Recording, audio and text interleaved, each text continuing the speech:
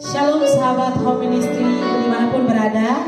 Puji Tuhan, hari ini kita bersyukur kepada Tuhan sebab Tuhan Yesus baik bagi kita. Mari persiapkan seluruh hati dan pikiran kita untuk memuji dan menyembah Tuhan hari ini. Haleluya.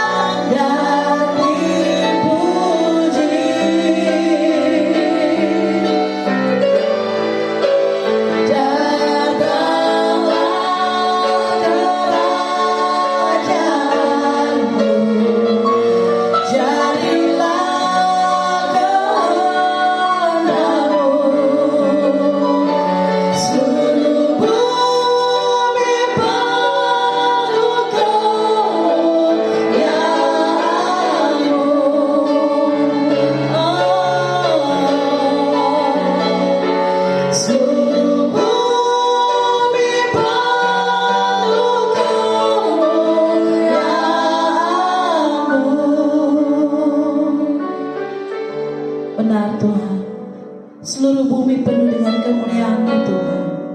Di tempat ini penuh dengan kemuliaan-Mu Tuhan. Terima kasih buat kebaikan kasih-Mu Tuhan, penyertaan-Mu, perlindungan-Mu dalam hidup kami Bapa. Kami sangat bersyukur bahwa Engkau Tuhan yang tidak pernah meninggalkan kami, yang selalu setia di tengah-tengah ketidaksetiaan kami Tuhan. Terima kasih buat anugerah-Mu, kebaikan kasih-Mu dalam hidup kami Tuhan. Terima kasih buat segala yang sudah Engkau berikan dalam hidup kami Tuhan. Mari Tuhan Engkau berkati seluruh hidup kami, hati dan pikiran kami, tubuh jiwa kami. Kami serahkan ke dalam tangan-Mu Tuhan Yesus. Engkau berkati kami Tuhan, bersucikan dan kuduskan seluruh hidup kami yang ada di sini Tuhan. Terima kasih banyak Bapa di surga. Berkati ibadah kami Tuhan. Dari permulaan, pertengahan sampai akhir ibadah kami Bapa. Biarlah nama Tuhan dipermuliakan dalam hidup kami, dipermuliakan di ibadah ini Bapa. Terima kasih banyak Tuhan. Bekerjalah bersama dengan kami Tuhan. Haleluya. Penuhi hatiku dengan hadir-Mu.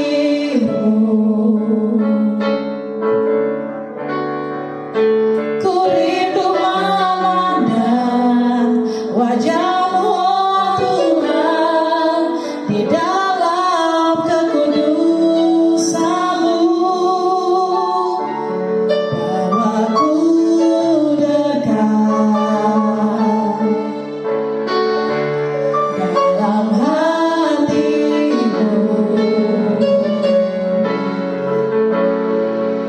Ku rindu mendengar suara-Mu, oh Tuhan,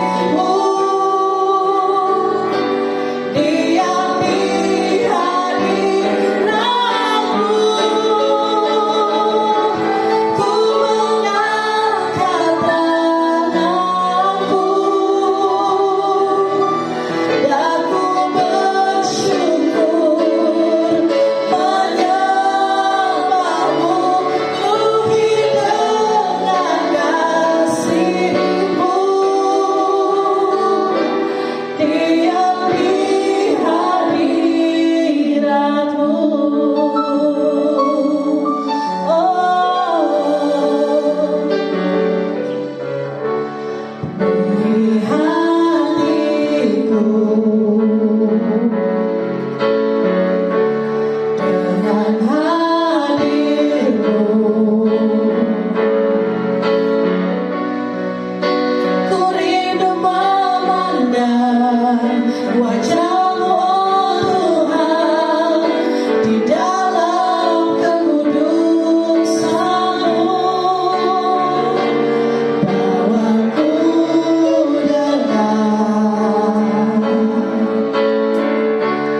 dalam hal-Mu.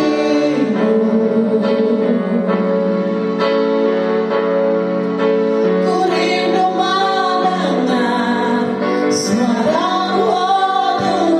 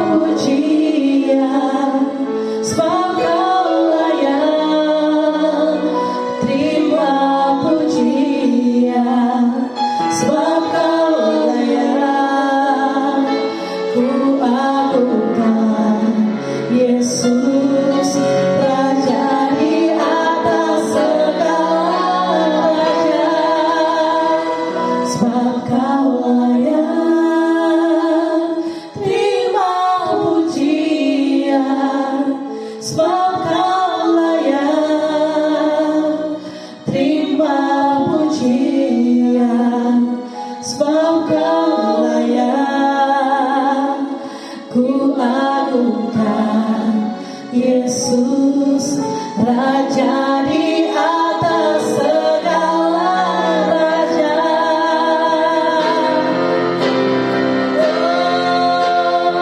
Sebab Kau layak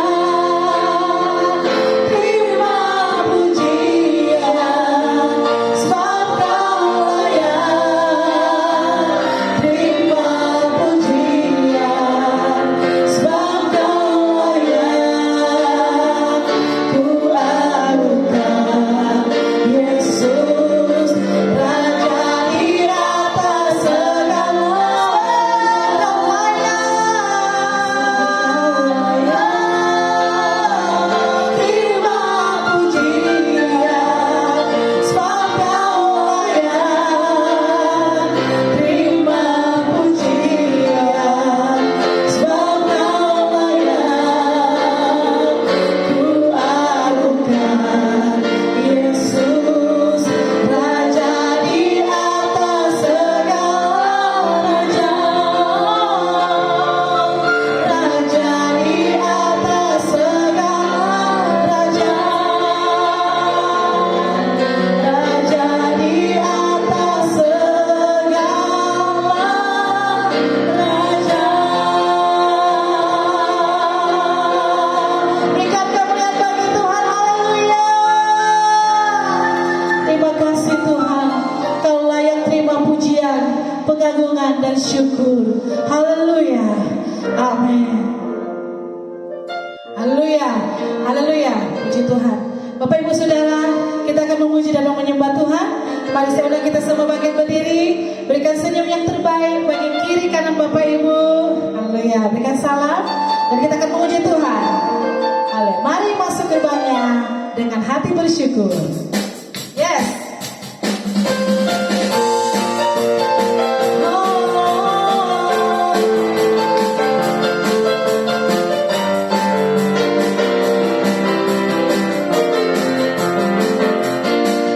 Mari masuk gerbangnya dengan hati bersyukur, halamannya dengan pujian.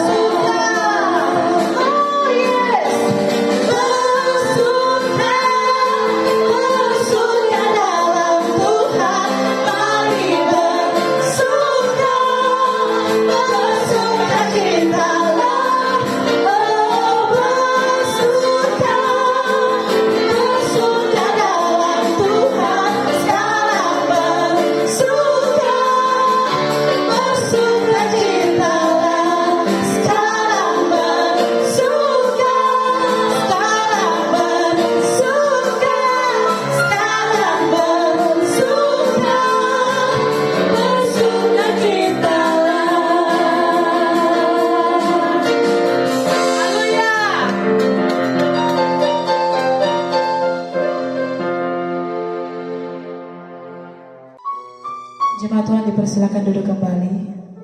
Kita akan masuk lebih dalam lagi untuk mendengarkan kebenaran firman Tuhan. Haleluya. Dengan apa kami balas setiap kebaikan-Mu Tuhan? Selain puji, syukur, sembah dan hormat kami kepadamu Bapa. Karena Engkau Tuhan yang setia dalam hidup kami.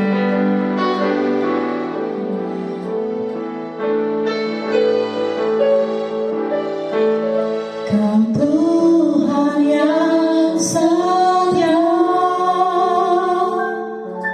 Bapa yang mulia, kasih-Mu besar Tuhan. Kau pulihkan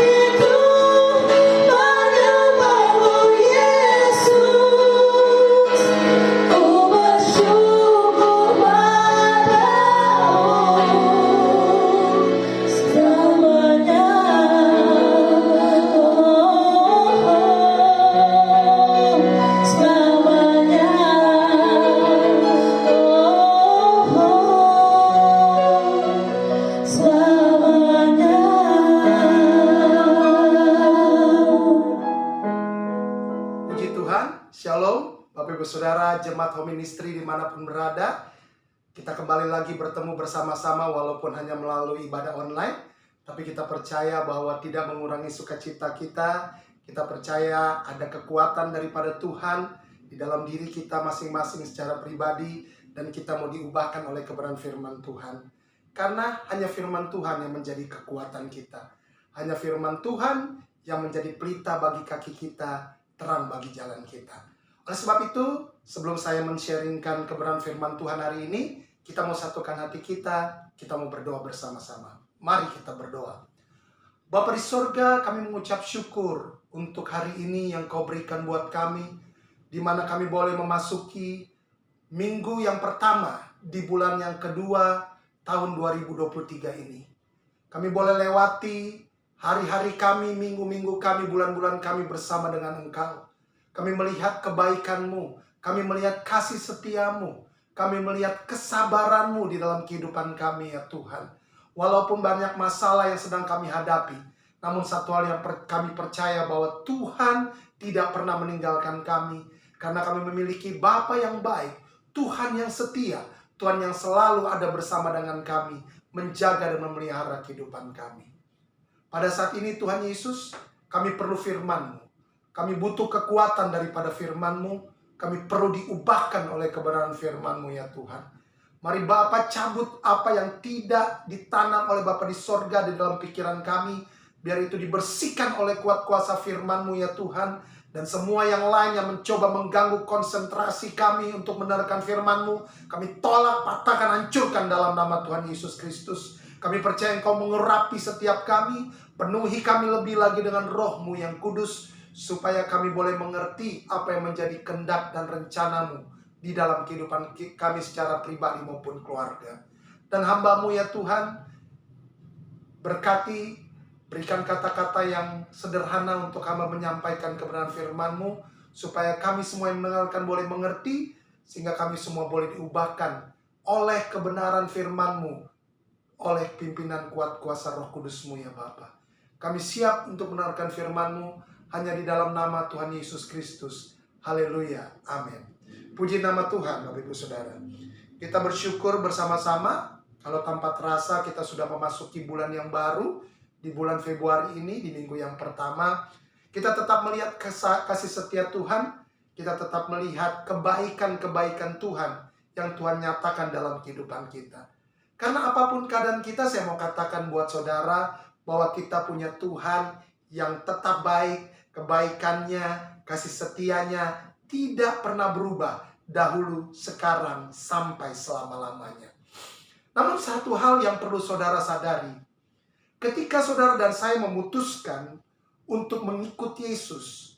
Ketika Bapak Ibu Saudara memutuskan untuk menyembah Yesus dalam kehidupan Bapak Ibu Saudara, maka sejak saat itu Bapak Ibu Saudara, kita menjadi musuh daripada iblis dan kerajaannya. Sekali lagi, sejak kita memutuskan untuk mengikuti Yesus, kita sedang menjadi musuh daripada iblis dan kerajaannya. Karena dulu kita semua adalah pengikut iblis. Dan sekarang saya percaya kita semua mengikuti Yesus dan menyembah Yesus. Jadi iblis menjadi musuh kita.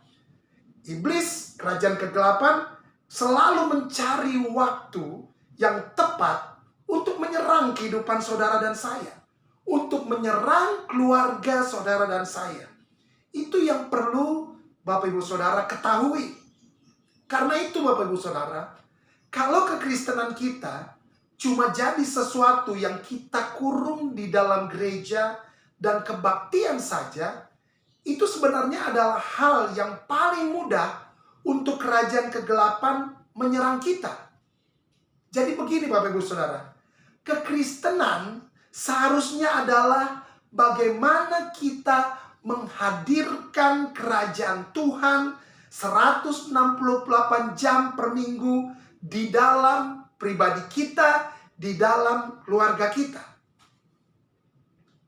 Sebab kalau kita tidak menghadirkan kerajaan sorga pada kehidupan kita, di tengah-tengah keluarga kita, atau kalau boleh saya katakan dengan bahasa saya, kalau suasana kerajaan sorga, kalau prinsip-prinsip kerajaan sorga tidak mewarnai keluarga kita, maka yang terjadi adalah kita hanya pusatkan perhatian kita hanya pada 2 jam dalam seminggu, yaitu dalam ibadah-ibadah baik secara online maupun ibadah-ibadah yang lainnya, maupun ibadah-ibadah di dalam gereja.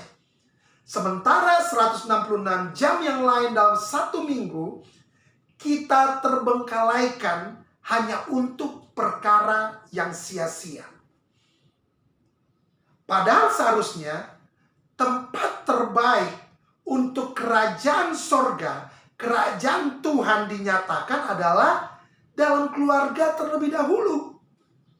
Keluarga harusnya menjadi utama, di mana kerajaan sorga bisa dimanifestasikan dari kehidupan saudara dan saya, dan juga dari kehidupan keluarga kita. Baru setelah itu, dalam ibadah kita yang kita hadiri, baik itu dalam ibadah online maupun ibadah onsite, dan juga di dalam pekerjaan kita sehari-hari. Saudara yang bekerja, saudara yang berbisnis, ibu-ibu yang bekerja di rumah tangga saudara, memasak, membersihkan rumah, bisa mengalami yang namanya hadirat kerajaan sorga. Karena kalau kita tidak membangun kehidupan kita secara benar, maka yang terjadi adalah kita datang ke ibadah untuk cari jawaban terhadap 166 jam yang lain di luar ibadah kita. Di mana dalam ibadah yang kita hadiri, entah itu sekarang walaupun secara online, selama 2 jam mungkin kurang lebih, mungkin informasi yang saudara terima dari hamba-hamba Tuhan yang menyampaikan kebenaran firman Tuhan mungkin tidak menolong keadaan kita yang 166 jam yang lain di luar sana, di luar ibadah kita. Yang terjadi akibatnya kita menjadi seperti frustasi, Bapak Ibu Saudara. Kita berusaha untuk menyeimbangkan kehidupan kita antara iman kita dengan tantangan kehidupan kita yang terjadi di luar sana, yang kita hadapi selama 166 jam dalam kehidupan kita. Dan yang terjadi seringkali adalah iman kita dikalahkan oleh tantangan-tantangan dalam kehidupan kita. Kita seringkali hidup sebagai orang yang sering kalah dari serangan kerajaan kegelapan. Kita menyerah terhadap situasi. Kita menyerah terhadap apa yang iblis serang di dalam kehidupan kita dan keluarga kita. Dan ketahuilah Bapak Ibu Saudara, bahwa ketika kita menyerah kepada serangan kerajaan kegelapan, maka yang sedang terjadi sekarang ini bukan hanya kita, tapi keluarga kita pun sedang diserang secara sistematis, terus-menerus, secara terencana oleh iblis dan kerajaannya. Sebenarnya serangan terhadap keluarga, Bapak Ibu Saudara, itu sudah terjadi sejak keluarga pertama kali berdiri di Taman Eden. Dan terus terjadi sampai dengan hari ini. Serangan-serangan itu datang terus pada keluarga kita. Dan yang kita alami adalah kita terkejut ketika keluarga kita juga telah dihancurkan oleh kerajaan kegelapan. Dan ini yang saya mau katakan pada kita, bahwa keluarga kita ada di dalam peperangan secara rohani.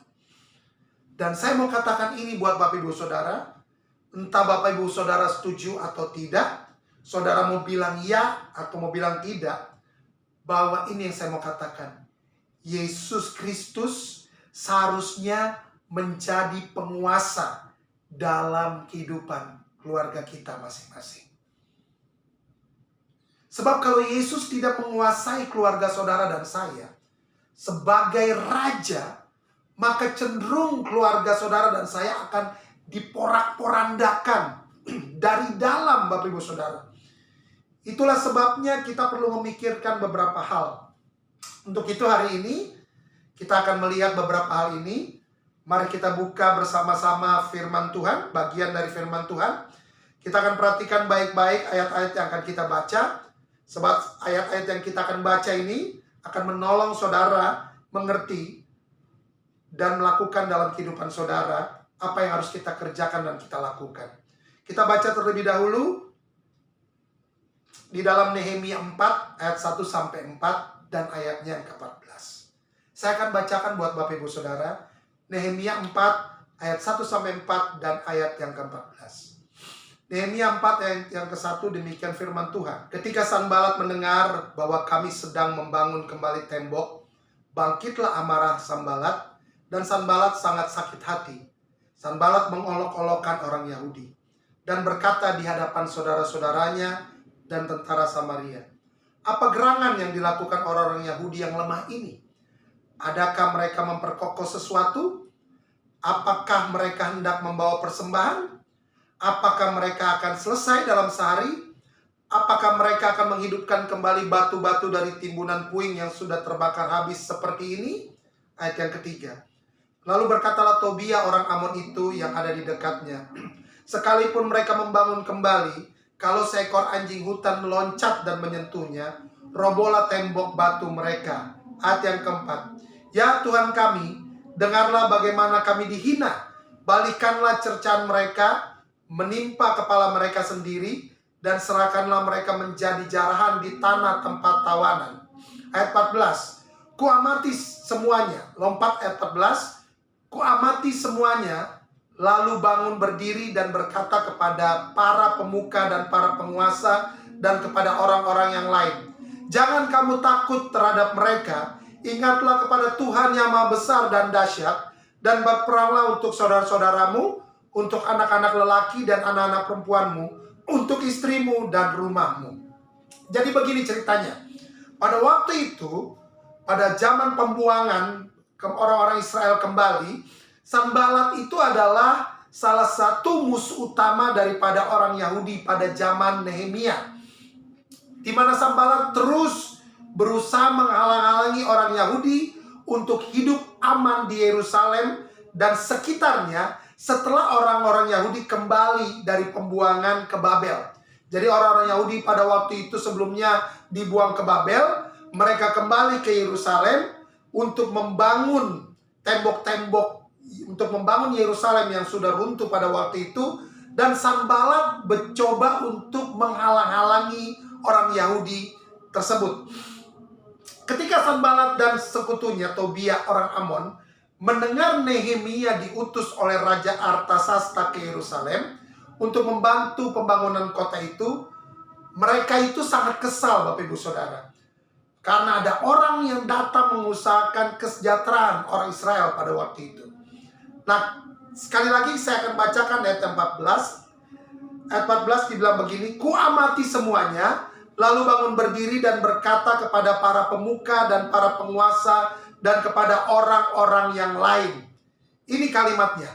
Janganlah kamu takut terhadap mereka, ingatlah kepada Tuhan yang Maha Besar dan dahsyat, dan berperanglah untuk saudara-saudaramu, untuk anak-anakmu laki-laki dan anak-anakmu perempuan, untuk istrimu dan rumahmu. Firman Tuhan berkata bahwa saatnya sekarang saudara dan saya dipanggil untuk berperang secara rohani untuk kepentingan keluarga saudara dan saya. Jadi ini bukan peperangan secara jasmani, peperangan melawan orang lain, tapi ini peperangan secara rohani yang Tuhan mau kita kerjakan. Kepentingannya untuk siapa? Untuk kepentingan saudara, untuk kepentingan keluarga saudara dan saya. Karena begini Bapak Ibu Saudara, pernah nggak saudara berpikir bahwa sekarang ada sebuah panggilan, kita dipanggil untuk bertempur bagi keluarga kita. Karena untuk bertahun-tahun lamanya, kita anggap biasa aja saudara. Kita anggap biasa saja, ya keluarga itu berkumpul, natural lah. Kumpul nanti bersama-sama secara natural, secara alami seperti begitu. Tapi lambat laun, perlahan-lahan kita mulai lihat keluarga kemudian menjadi korban. Di mana-mana keluarga menjadi korban. Sementara kita yang sudah percaya kepada Yesus hanya berpikir bahwa oh cukup kita pergi ke ibadah, cukuplah kita pergi ke gereja, cukuplah kita menonton ibadah secara online. Yang penting kita ibadah, yang penting kita ke gereja, kita datang ke ibadah-ibadah.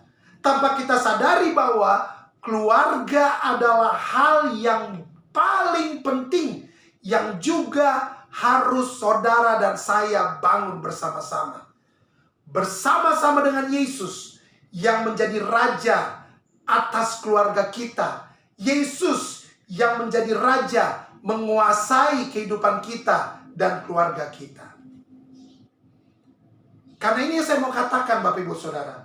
Gereja tanpa keluarga bukanlah gereja. Sebab gereja hanya berdiri dengan gaya hidup keluarga. Kalau gereja berdiri bukan dengan gaya hidup keluarga, itu bukan gereja. Itu organisasi Bapak Ibu Saudara. Tapi gereja harusnya berdiri dengan gaya hidup keluarga. 1 Timotius 3 ayat yang ke-15, demikian firman Tuhan. Saya akan bacakan 1 Timotius 3 ayat yang ke-15.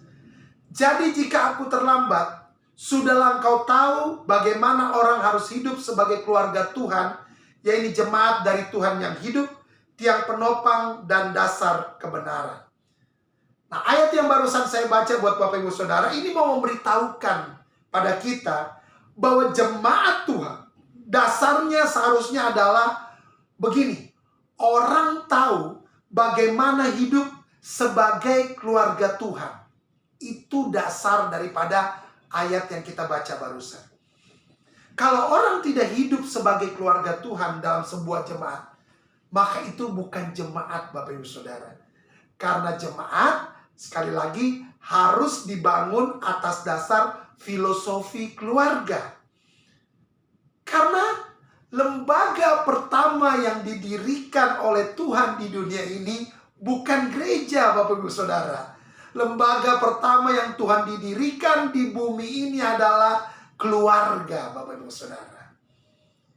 Keluarga Tuhan ciptakan, bukan jemaat Bapak Ibu Saudara. Kejatuhan yang dialami, kalau kita baca di kitab Kejadian, kejatuhan daripada manusia pertama bukan kejatuhan manusia secara pribadi, tapi kejatuhan secara keluarga. Karena yang jatuh pada waktu itu, kalau saudara baca di kitab Kejadian, itu bukan cuma Adam, tapi Adam jatuh bersama-sama dengan Hawa. Keluarga yang mengalami kejatuhan. Saya mau katakan kepada setiap kita, keluarga sebenarnya merupakan tempat di mana seluruh kehendak Tuhan harus dinyatakan. Sekali lagi, keluarga sebenarnya merupakan tempat di mana seluruh kehendak Tuhan harus dinyatakan. Dan kalau ada hal yang iblis mau hancurkan, itu bukan gereja. Tapi iblis, kerajaan kegelapan, ingin menghancurkan keluarga saudara dan saya. Karena kalau iblis hancurkan keluarga, berarti seluruh dunia akan kehilangan kehendak Tuhan. Makanya kita perlu tahu, kalau saudara dan saya nggak kuat di dalam rumah, maka akan sulit membesarkan anak-anak untuk mengerti kehendak Tuhan. Saya ulangi lagi, kalau saudara dan saya nggak kuat di dalam rumah, maka akan sulit membesarkan anak-anak untuk mengerti apa yang menjadi kehendak Tuhan dalam kehidupan mereka. Akan susah kita menjadi orang-orang yang bisa melaksanakan kehendak Tuhan kalau kita tidak kuat di dalam keluarga kita di rumah.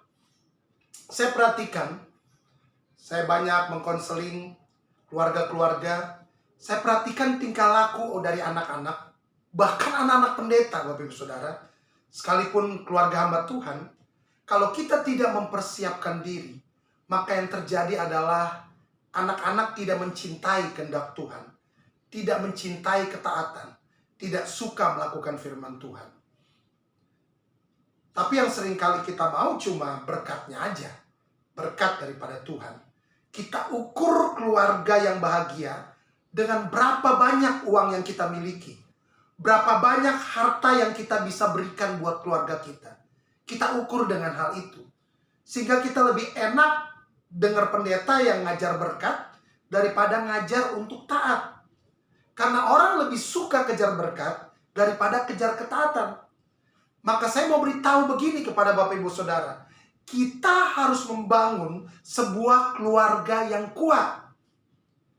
Ada seorang artis yang namanya sebutannya The Rock. Dia katakan begini. Dia buat statement begini. The Rock atau Dwayne Johnson. Dia bilang begini. Prioritas nomor 1 dalam hidup saya adalah melindungi keluarga. Melindungi anak-anak saya. Sebab kalau keluarga nggak kuat, kehendak Tuhan tidak dapat dinyatakan di bumi ini. Sebab begini, keluarga adalah representasi. Keluarga adalah perwakilan. Keluarga adalah gambaran dari kehendak Tuhan yang nggak kelihatan. Sekali lagi, keluarga adalah representasi. Keluarga adalah perwakilan, keluarga adalah gambaran dari kehendak Tuhan yang tidak kelihatan.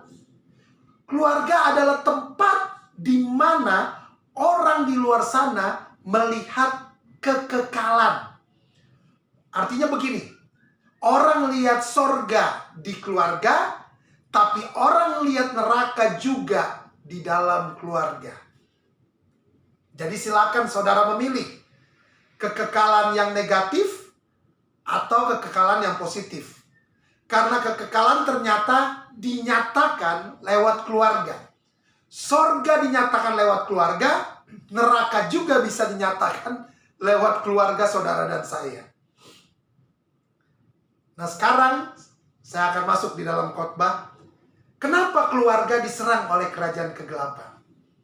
Kenapa keluarga diincar untuk diserang oleh kerajaan kegelapan? Yang pertama, karena keluarga merupakan tempat kehendak Tuhan dinyatakan. Sekali lagi, keluarga merupakan tempat di mana kehendak Tuhan dinyatakan. Bapak Ibu, karakter kita tidak muncul begitu saja. Benar Bapak Ibu Saudara? Itu mulai dari keluarga kita. Saya jadi pemurah, saya jadi pemaaf, saya jadi orang yang rendah hati. Saya bisa jadi orang yang mendahulukan orang lain. Saya bisa menjadi orang yang memaafkan dengan mudah. Itu semua datang dari keluarga saya. Itu yang positifnya. Tapi sisi negatifnya, saya suka cuek, saya mudah marah, saya keras hati. Itu semua juga muncul dari keluarga saya juga. Nah, kenapa semua hal tersebut bisa terjadi? Karena keluarga adalah tempat di mana seluruh karakter manusia diinvestasikan. Kehilangan keluarga kemungkinan tidak memiliki karakter sama sekali. Sebuah ministry yang dimiliki oleh James Dobson yang bernama Focus on the Family, mereka menyatakan begini. Kalau keluarga dikalahkan, kemungkinan anak-anaknya akan bertumbuh dengan ketidakstabilan karakter. Karakternya nggak akan pernah kuat kalau keluarga dikalahkan. Jadi walaupun selalu diajarkan ketika tekanan datang, maka yang muncul ada aslinya Bapak Ibu Saudara. Kita sama-sama semua boleh berpura-pura kelihatan baik. Tapi kalau tekanan datang, aslinya muncul. Benar ya Bapak Ibu Saudara ya? Makanya kadangkala tekanan perlu datang supaya kita tahu aslinya kita bagaimana yang muncul. Benar ya Bapak Ibu Saudara? Kan seringkali kita semua, maaf nih, bersandiwara. Pengkhotbah kelihatan bersandiwara. Semua yang di depan kelihatan baik-baik saja. Tapi tunggu tekanan datang. Baru dia muncul yang aslinya. Keluar yang aslinya Bapak Ibu Saudara. Karena gini, tekanan itu tidak terjadi di 2 jam ibadah kita, enggak. Tekanan enggak terjadi di situ Bapak Ibu Saudara. Di sini kita semua di tempat saudara lagi ibadah, kita menyanyi, kita menyembah dengan serius, kita dengar firman Tuhan dengan serius. Seakan kita setuju untuk melakukan firman yang kita dengar. Kita merasa oke sajalah ketika kita sedang ibadah. Tapi ini masalahnya Bapak Ibu Saudara. Kalau kita tidak menyadari bahwa tempat di mana karakter seseorang terbangun adalah keluarga, maka kita kemudian mulai cari-cari. Kita kemudian mulai gimana caranya supaya saya jadi lebih bagus. Ya. Kita cari pembicara-pembicara yang memotivasi. Tapi sebenarnya bukan begitu. Kalau kita balik ke keluarga, keluarga adalah tempat di mana karakter diinvestasikan. Tapi keluarga juga tempat karakter dipulihkan. Amin Bapak Ibu Saudara. Jadi kenapa keluarga diserang oleh kerajaan kegelapan? Yang pertama, keluarga merupakan tempat kehendak Tuhan dinyatakan. Dan yang kedua, kenapa keluarga direncanakan untuk diserang oleh kerajaan kegelapan? Karena yang kedua adalah keluarga adalah tempat di mana dasar karakter semua manusia dibangun. Kalau kerajaan kegelapan bisa menghancurkan keluarga, kemungkinan besar iblis bisa menguasai karakter dari orang-orang yang ada di dalam keluarga tersebut. Apa saudara pernah ketemu dengan orang yang berasal dari keluarga yang broken? Berasal dari keluarga yang bercerai, Bapak Ibu Saudara. Orang yang bertumbuh dari keluarga yang bercerai, saya perhatikan, maka ada cacat karakter dalam diri mereka. Mereka akan cari dengan susah karakter tersebut, Bapak Ibu Saudara. Karena keluarganya berantakan. Oleh sebab itu firman Tuhan hari ini mau berbicara, menyampaikan kepada kita, berdirilah Bapak Ibu Saudara. Berdirilah dan berperanglah. Dimulai dari mana? Dari keluarga kita masing-masing. Jangan takut Bapak Ibu Saudara. Percaya aja kepada Tuhan. Percaya kepada firman Tuhan. Serangan kerajaan kegelapan gak bisa dihentikan dengan cara lain kecuali dengan firman Tuhan, Bapak Ibu Saudara. Cuma firman Tuhan yang dapat mengalahkan kerajaan kegelapan. Amin. Bukan strategi yang lain. Yesus, waktu dia berhadapan dengan iblis secara langsung, dia bilang begini, "Hei iblis, ada tertulis." Berarti kan Yesus baca firman Tuhan dong. Kita nggak mungkin berkata ada tertulis kalau kita nggak rajin membaca firman Tuhan. Makanya perlu kita kenali firman Tuhan. Perlu kita penuhkan diri kita dengan firman. Dan firman yang kita memenuhi kehidupan kita, kita gunakan sebagai senjata. Kita gunakan sebagai pedang roh. Kita ucapkan perkataan-perkataan firman untuk bertempur melawan kerajaan kegelapan. Ucapkan firman Tuhan di dalam rumahmu. Perkatakan firman Tuhan dalam rumah saudara. Perkatakan firman Tuhan pada anak-anakmu. Perkatakan firman Tuhan pada usahamu, pada pekerjaanmu. Perkatakan bahwa Tuhan akan membuat berhasil apa yang saya kerjakan. Tuhan akan membuat berhasil memberikan masa depan yang indah buat anak-anak saya. Mereka akan memiliki masa depan yang indah dan penuh pengharapan. Karena Tuhan ada bersama dengan anak-anak saya. Bersama dengan keluarga-keluarga saya. Perkatakan firman Tuhan terus Bapak Ibu Saudara. Dan di dalam firman Tuhan, di dalam Alkitab, ada yang namanya firman iman. Kita buka sama-sama di dalam Roma 10 ayat yang ke-8. Roma 10 ayat yang ke-8. Saya akan bacakan buat Bapak Ibu Saudara. Roma 10 ayat yang ke-8. Tetapi apakah katanya ini? Tetapi apakah katanya ini? Firman itu dekat kepadamu, yakni di dalam mulutmu dan di dalam hatimu. Itulah firman iman yang kami beritakan. Mari katakan bersama-sama dengan saya dimanapun saudara berada. Katakan firman iman. Bukan cuma firman, tapi di dalam ayat yang kita baca tadi adalah firman iman. Sederhana kan jalan keluarnya Bapak Saudara, tapi seringkali kita sepelekan. Ayat ini yang tadi kita baca di dalam Roma 10 ayat 8 itu punya pengertian begini. Bahwa firman Tuhan menjadi firman iman ketika firman itu sudah kaya, sudah memenuhi kehidupan kita. maka akan keluar yang namanya firman iman dari dalam kita. Karena firman itu sudah memenuhi kehidupan kita. Paham sampai sini Bapak Ibu Saudara? Artinya begini, firman itu sudah saudara yakini dalam kehidupan saudara. Ketika saudara yakin akan kebenaran firman Tuhan, ketika saudara percaya akan kebenaran firman Tuhan, nah firman itu berubah menjadi firman iman yang kita ucapkan. Karena begini Bapak Ibu Saudara, mengutip firman itu berbeda dengan mengucapkan firman iman. Mengutip firman, orang kan kita suka mengutip firman gitu ya. Oh, firman Tuhan berkata begini. Tapi beda dengan waktu kita mengucapkan firman Tuhan.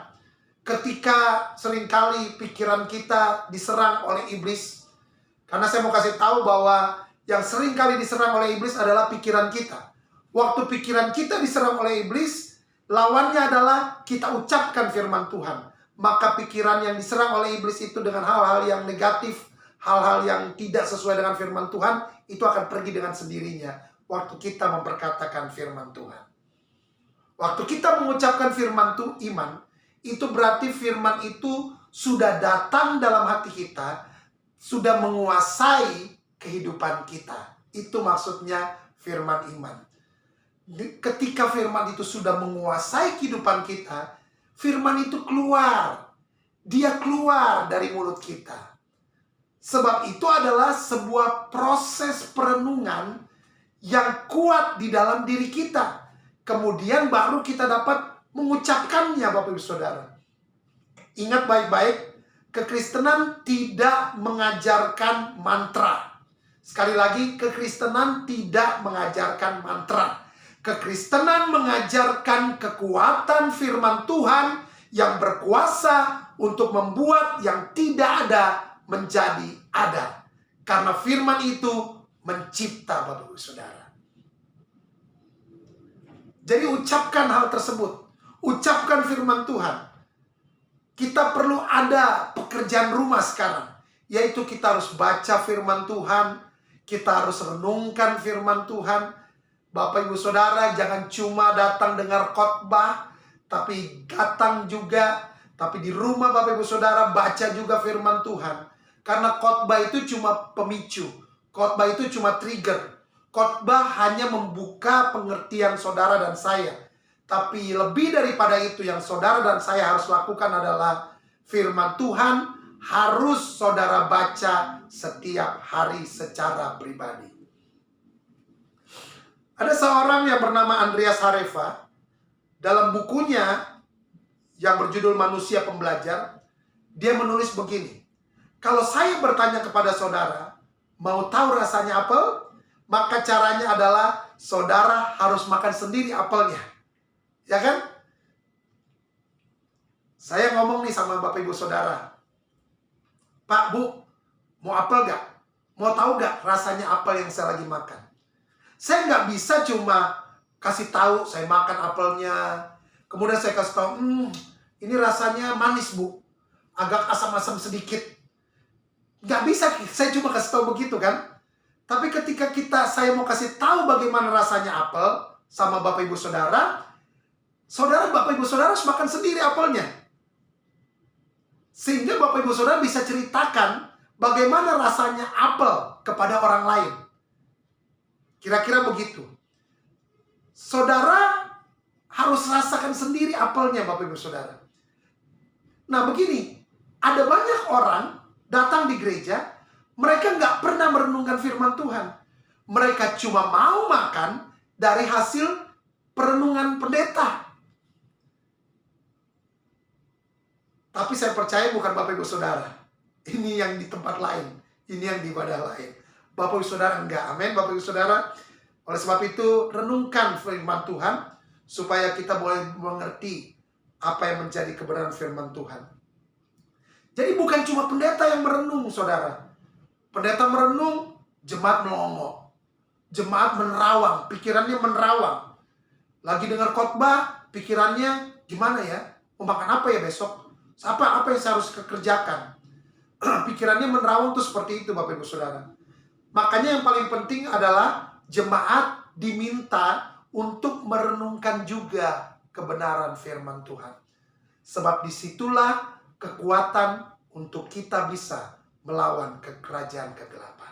Sadarilah ketika keluarga saudara diserang, senjatanya ada pada saudara, ada pada kita semuanya.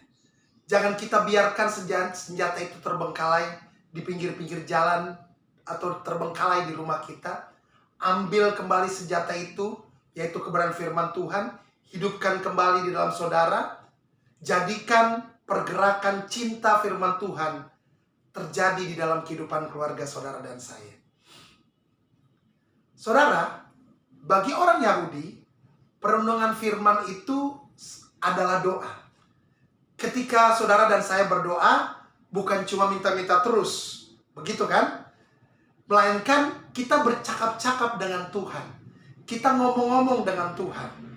Dan Tuhan bicara lewat kepada kita. Tuhan bicara kepada Bapak Ibu Saudara, itu lewat perenungan firman. Perenungan firman Tuhan, itulah cara berdoa yang sebenarnya Bapak Ibu Saudara. Jadi bukan cuma kita datang, Tuhan tolong saya, anak saya perlu ini. Tuhan tolong saya, anak saya besok mau lakukan ini. Saya besok butuh ini Tuhan. Boleh kita berdoa seperti itu, tapi bukan cuma itu aja Bapak Ibu Saudara. Karena percayalah, Tuhan tahu apa yang menjadi kebutuhan Bapak Ibu Saudara. Tuhan lebih tahu. Bahkan sebelum Bapak Ibu Saudara mengucapkan, Tuhan lebih tahu apa yang menjadi kebutuhan Bapak Ibu Saudara. Tapi mari sama-sama kita juga belajar mendengarkan Tuhan mau ngomong sama kita. Tuhan mau sampaikan sesuatu buat saudara dan saya. Dan itu adalah melalui waktu kita merenungkan firman Tuhan. Amin Bapak Ibu Saudara. Waktu kita merenungkan firman Tuhan, kita menaruh iman kita. Kita menaruh permintaan kita pada ucapan firman Tuhan. Karena Tuhan sudah berfirman, makanya kami berkata-kata. Ditulis dalam Ibrani 13, saya akan bacakan. Karena Tuhan sudah berfirman, makanya kami berkata-kata. Kami nggak perlu takut apakah yang dapat dilakukan manusia terhadap kami. Apakah yang dunia bisa buat kepada kami. Apakah yang dapat dibuat oleh semua kekuatan politik terhadap kami. Karena Tuhan telah berfirman, makanya kami berkata-kata. Pertanyaannya Bapak Ibu Saudara, adakah perkataan firman Tuhan itu di rumah saudara dan saya? Masih adakah perkataan firman Tuhan di rumah kita? Atau perkataan itu sudah nggak ada lagi Bapak Ibu Saudara? Karena kalau pedang, yaitu firman Tuhan sudah kita letakkan, yang ada kita hanya menyerah kepada tekanan. Bukankah firman Tuhan itu adalah pedang roh? Bapak-bapak, mari hidupi keluarga saudara. Ibu-ibu, mari hidupi keluarga kita dengan mengambil waktu untuk mengatakan firman kepada anak-anak Bapak Ibu Saudara, kepada anak-anak kita semua. Mari kita ambil waktu supaya anak-anakmu pun, anak-anak saudara dan saya, bisa juga mengucapkan firman Tuhan. Ambil waktu dengan mereka Bapak Ibu Saudara. Karena sekali lagi, kita perlu kekuatan yang perlu kita bangun di dalam keluarga kita Bapak Ibu Saudara. Kita perlu kekuatan di dalam keluarga kita. Karena iblis sadar atau tidak sadar mencoba untuk menghancurkan keluarga saudara dan saya. Tapi melalui firman Tuhan yang kita dengar pada saat ini, bahwa kita harus mengetahui apa yang menjadi kehendak Tuhan buat hidup keluarga saudara dan saya. Kehendak Tuhan harus dinyatakan lewat hidup keluarga saudara dan saya. Dan yang kedua, keluarga saudara dan saya adalah tempat di mana dasar karakter semua manusia dibangun. Biarlah mulai hari ini, dengan firman Tuhan yang kita dengar pada hari ini, kita mulai sama-sama pulang dari ibadah ini, atau di tempat saudara berada, mari kita sama-sama bangun keluarga kita. Saudara bersama dengan suami saudara, saudara dengan istri saudara, atau mungkin suami saudara sudah tidak ada, atau mungkin istri saudara sudah tidak ada lagi. Tapi mari kita sama-sama bangun anak-anak kita. Anak-anak kita, ingatkan mereka terus kebenaran firman Tuhan. Kita doakan mereka terus. Kalau anak-anak kita mungkin sudah berkeluarga, kita doakan mereka terus. Kalau mungkin mereka juga belum berkeluarga, doakan mereka terus. Sampaikan kebenaran firman Tuhan kepada mereka, baik atau tidak baik waktunya. Karena saya percaya bahwa firman Tuhan itu akan menjadi kekuatan di dalam kehidupan keluarga kita, di dalam kehidupan saudara, di dalam kehidupan anak-anak saudara dan saya. Amin. Tuhan Yesus memberkati. Mari kita berdoa. Tuhan Yesus, terima kasih untuk kebenaran firman-Mu yang Kau bukakan buat setiap kami. Hamba sudah menyampaikan kebenaran firman-Mu. Biarlah Engkau sendiri melalui kuat kuasa Roh Kudus yang terus berbicara buat setiap kami. Kapanpun itu, dimanapun kami berada. Tuhan, kami berdoa biarlah setiap firman yang kami dengar, baik melalui ibadah-ibadah secara online, melalui home ministry, ataupun firman-firman yang kami dengar di tempat lain, itu bukan hanya menjadi pengetahuan, tapi firman itu boleh bertumbuh dalam kehidupan kami menjadi firman iman. Kami percaya bahwa Engkau sudah menyelamatkan kehidupan kami. Engkau berkata dalam firman-Mu bahwa firman itu sekarang ada di dalam kami. Roh Kudus yang ada di dalam kami juga membuat kami untuk mengerti dan bisa melakukan apa yang menjadi kebenaran firman-Mu. Hamba sudah selesai menyampaikan, tapi biarlah hamba berdoa buat setiap jemaat-Mu. Mereka terus boleh dipenuhi oleh kebenaran firman-Mu. Mereka boleh terus dipenuhi kehidupan mereka oleh kebenaran-kebenaran firman Tuhan. Sehingga kami semua boleh melihat firman Tuhan mengubahkan kami. Firman Tuhan menolong kami pada setiap kami mengalami masalah, setiap kami mengalami kesesakan. Firman Tuhan hanyalah satu-satunya jawaban bagi kehidupan kami. Terima kasih Bapa, terima kasih Tuhan Yesus. Segala hormat, pujian, kemuliaan hanya bagi nama-Mu. Haleluya. Amin. Sobat Home Ministry dimanapun Anda berada, saat ini kita akan masuk dalam sakramen perjamuan kudus. Dan saya persilakan saudara yang ada di rumah untuk bangkit berdiri. Bagi saudara-saudara yang saat ini sudah menyiapkan sarana perjamuan kudus, mohon dipegang. Dan kita akan doakan sama-sama. Di dalam nama Tuhan Yesus saat ini kami mengangkat roti dan anggur ini. Kami kuduskan, kami sucikan di dalam nama Tuhan Yesus menjadi layak digunakan untuk perjamuan kudus ini. Dalam nama Tuhan Yesus, haleluya, amin. Saudara, dengarkanlah ketetapan perjamuan kudus. Yesus berfirman, "Akulah roti hidup yang telah turun dari sorga. Jikalau seorang makan dari roti ini, ia akan hidup selama-lamanya. Dan roti yang kuberikan itu ialah dagingku, yang akan kuberikan untuk hidup dunia." Maka kata Yesus kepada mereka, "Aku berkata kepadamu, sesungguhnya jikalau kamu tidak makan daging anak manusia dan minum darahnya, kamu tidak akan mempunyai hidup dalam dirimu. Barang siapa makan dagingku dan minum darahku, ia mempunyai hidup yang kekal, dan aku akan membangkitkan dia pada akhir zaman. Sebab dagingku adalah benar-benar makanan, dan darahku adalah benar-benar minuman. Barang siapa makan dagingku dan minum darahku, ia tinggal di dalam aku dan aku di dalam dia. Sama seperti Bapa yang hidup mengutus aku dan aku hidup oleh Bapa, demikian juga barang siapa yang makan aku akan hidup oleh aku. Inilah roti yang telah turun dari sorga, bukan roti yang dimakan nenek moyangmu dan mereka telah mati. Barang siapa makan roti ini, ia akan hidup selama-lamanya." Dan ketika mereka sedang makan, Yesus mengambil roti, mengucap syukur, memecah-mecahkannya, lalu memberikan kepada murid-muridnya dan berkata, "Ambillah, makanlah, inilah tubuhku." Sesudah itu Tuhan Yesus mengambil cawan, mengucap syukur, lalu memberikannya kepada mereka sambil berkata, "Minumlah kamu semua dari cawan ini, Sebab inilah darahku, darah perjanjian yang ditumpahkan bagi banyak orang untuk pengampunan dosa. Kalau saudara percaya bahwa roti dan anggur ini adalah penyatuan dengan tubuh Tuhan Yesus Kristus, mari kita angkat lebih tinggi dari kepala kita, dan mari kita sama-sama mengaku, dalam nama Tuhan Yesus, saya percaya inilah tubuh dan darah Tuhan Yesus.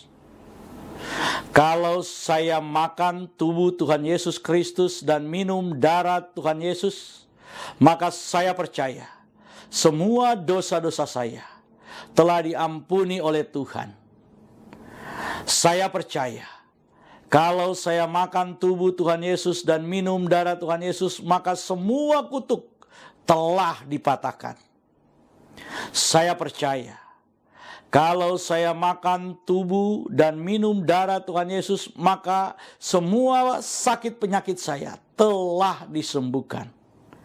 Saya percaya kalau saya makan tubuh Tuhan Yesus dan minum darah Tuhan Yesus, maka saya mendapat bagian dalam tubuh Kristus, dan saya akan diberi tubuh kemuliaan, dan Tuhan akan mengangkat saya ketika Tuhan Yesus datang di awan-awan yang permai untuk menyatu dan bertemu dengan Dia. Saya percaya inilah tubuh dan darah Tuhan Yesus Kristus. Kita angkat lebih dulu tubuh Tuhan Yesus Kristus dan kita berkata, inilah tubuh Tuhan Yesus Kristus dalam nama Tuhan Yesus. Kita minum darah Tuhan Yesus Kristus dan kita berkata dalam nama Tuhan Yesus Kristus.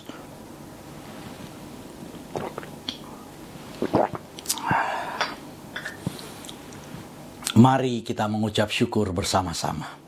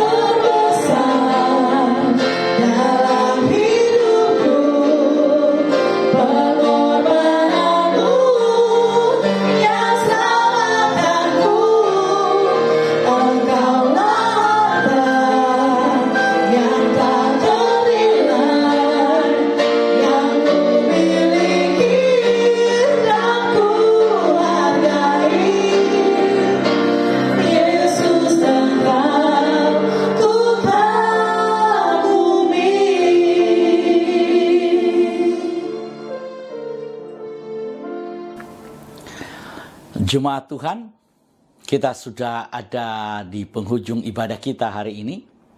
Sebelum kita masuk dalam doa berkat, kami ingin memberitahukan bahwa Home Ministry terus melayani jemaat Tuhan.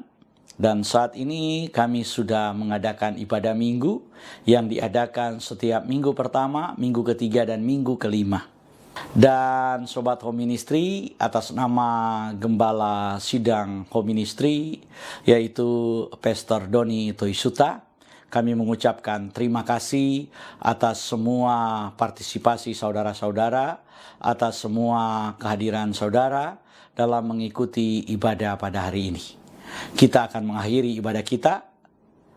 Mari angkat kedua belah tanganmu. Arahkan hati dan pikiranmu dan aminkan semua berkat yang diucapkan buatmu. Di dalam nama Tuhan Yesus, diberkatilah hidupmu, diberkatilah keluarga, suami, istri, anak-anak, dan cucu-cucumu. Diberkatilah rumah tempat tinggalmu. Diberkatilah sumber-sumber mata pencarian, pekerjaan, dan karirmu. Diberkatilah tubuh jasmani dan kesehatanmu. Dan diberkatilah pertumbuhan rohanimu. Biarlah semua berkat dari Bapa Sorgawi, Bapa Yahweh namanya, cinta kasih dari Tuhan kita Yeshua HaMashiach, dan persekutuan dengan Roh-Nya yang kudus menyertai kita semua mulai dari sekarang sampai selama-lamanya. Kita yang percaya diberkati oleh Tuhan dan menerima berkat Tuhan ini. Mari sama-sama kita berkata, amin.